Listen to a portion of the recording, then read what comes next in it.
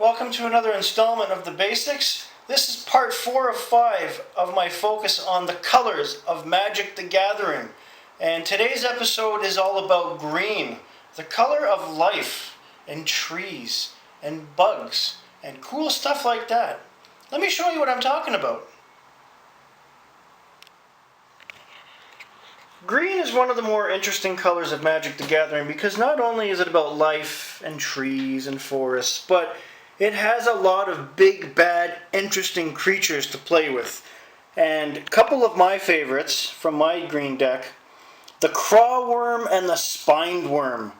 Yeah, they're high cost. They're going to cost you 5 and 6 respectively, but 6/4 and 5/4. These are what you'd want to bring out when you're enough turns in that you have tons of mana and you can start tapping like crazy to bring it out. But they're heavy hitters. They're hard for your opponent to get out of the game. And you have simple cards you can bring out early that only cost 1. A 1/1. Diligent Farmhand. Sacrifice Diligent Farmhand, search your library for a basic land card, and put that card into play tapped and shuffle your library. Hey. One of my favorites, Wall of Wood. It's a 0/3. And it only costs 1 to bring it out. So if you're early in the game, if you have several of these in your deck and they're in your hand, put them out right away. Very useful card. You have Land Leeches, a very good 2/2 creature that costs 3 to bring out. It's also First Strike. Very helpful. Cards like Giant Growth. Target creature gains +3/+3 until end of turn. And it only costs 1 to bring out.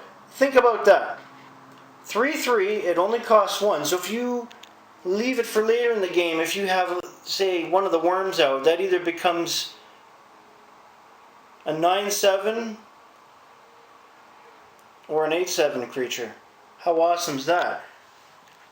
Or if you have Land Leeches, that becomes a 5/5. And it only costs 1 to bring it out. Especially if you're going to use it on cards like Giant Spider. 2/4 creature, so it has more defense than attack, and it does cost 4 to bring out, but can block creatures with flying. If you're playing against somebody that has a blue deck and you have several Giant Spiders in your deck, you're gonna get him.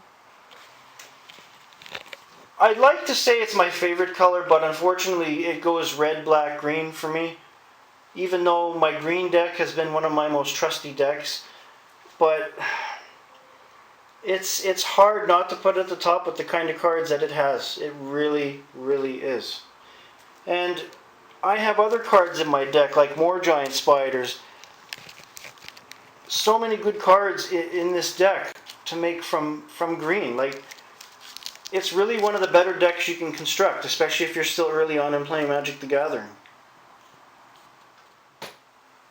Now, before you go off building a kick-ass green deck that can take on anything, there is a drawback to green, and that is the cost on some of the cards. Like some of the heavy-hitting blue creatures, green has some of the highest costs in the game. I even have, I think, another worm in here somewhere that costs, I think, 7 or 8 to bring out.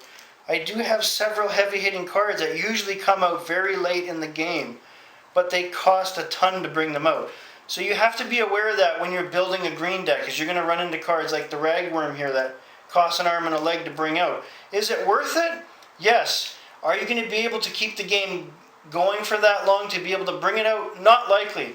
That's why with the Crawworm and the Spined Worm, I only have 2 of each in my deck. I'm focusing more on spiders and things that I can bring out quicker, as well as cards like Giant Growth, because that instantly transforms the card and the creature. Have a great day, everybody.